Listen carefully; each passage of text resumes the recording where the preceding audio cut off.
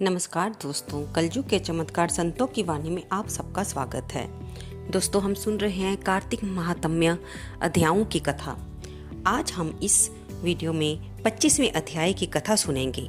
हमने शुरू में ये जाना था कि ये कथा शुरू होती है, एक तरफ तो श्री देवऋषि नारद जी राजा पृथु को सुना रहे हैं और दूसरी तरफ भगवान श्री कृष्ण के श्री मुख से सत्यभामा जी सुन रहे हैं।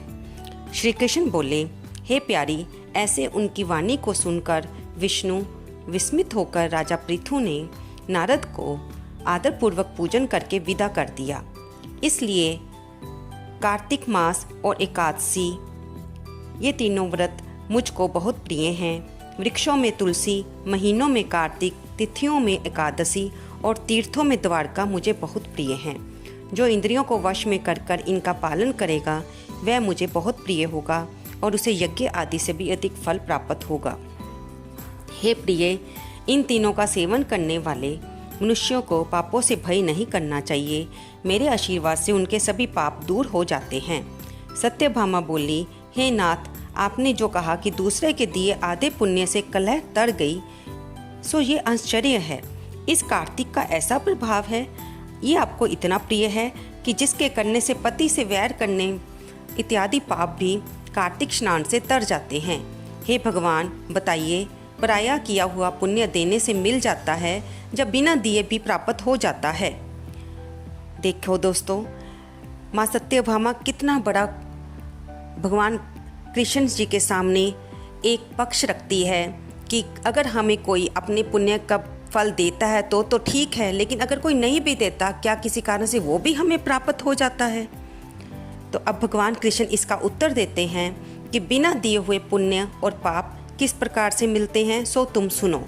सतयुग, त्रेता और द्वापर में देश, गांव और कुलों का किया हुआ पाप पुण्य मिलता था। कलयुग में करने वाला ही फल भोगता है।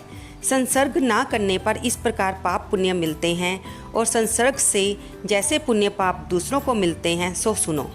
एक जगह बैठने से, विषय करने, विवाह संबंध से, एक पात्र में खाने से मनुष्य को पाप पुण्य का आधा आधा फल प्राप्त होता है।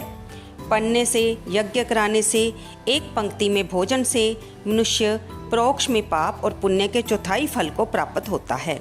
सेवा करने से, देखने और ध्यान से मनुष्य दूसरों के लिए हुए पुण्य पाप के 100वें भाग को पाते हैं। दूसरे की निंदा, चुगली और धिक्कार देने से, उसके पापों को ग्रहण करके अपना पुण्य पाप करने वाले मनुष्य की स्त्री, नौकर और शिष्य, इनको छोड़कर जो कोई सेवा करता है और सेवा के अनुरूप उसके पुण्य के फल को प्राप्त करता है।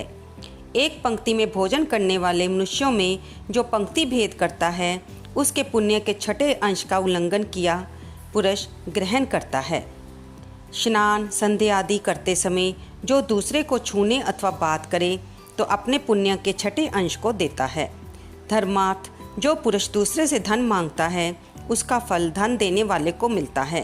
पराया धन लेकर पुण्य करने वाला पापी और धनी को पुण्य का फल मिलता है। जो मनुष्य दूसरे के ऋण को चुकाए बिना मर जाता है, तब वह धनी अपने धन के अनुसार उसके पुण्य को ले लेता है। जो आदमी शिक्षा देता है, सलाह देता है, सलाह लेता है, सामग्री देता है और प्रेरणा करता है, वह पुण्य पाप के छठे अंश को प्राप्त करता है। प्रजा के पुण्य पाप के छठे अंश को राजा पाता है। उसी तरह शिष्य का गुरु, स्त्री का पति, पुत्र का पिता पाता है। यदि पति के अनुकूल रहते और उसके मन को प्रसन्न करने वाली स्त्री अपने पति के पुण्य का आधा भाग लेती है, तो जो पुण्य आत्मा पराये हाथ से दान करता है, नौकर और पुत्र को छोड़कर करने वाला छठे अंश को प्राप्त होता है। ऐसे बिना दिए इकट्ठे पुण्य पाप भी मनुष्यों को मिलते हैं, परंतु कलयुग में नहीं है। पुण्य और पाप को भोगने वाला करता ही होता है। इसमें एक प्राचीन इतिहास बड़ा पवित्र, उग्र बुद्धि देने वाला है, उसे सुनो। दोस्तों, यहाँ पर हमारा कार्तिक महात्म्य 25वां अध्याय समाप्त होता है। इसके आगे हम 26वें अध्याय में सुनेंगे कि भगवान कृष्ण इसके आगे में पाप पुण्यों को किस भेद में डालते हुए, कैसे किसका भेद, हमें कितना पुण्य और कितने पाप का अंश मिलता है, हमें पता चलेगा।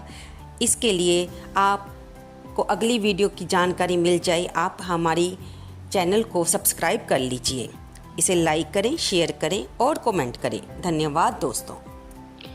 इस कथा को कहते, सुनते और हुंकारा भरने वाले को भगवान अपनी भक्ति दे और कार्तिक महात्म्य की कथा सुनने का भी फल प्रदान करे और सबको, भक्तों को भगवान की भक्ति करने की प्रेरणा मिलती रहे। धन्यवाद दोस्तों।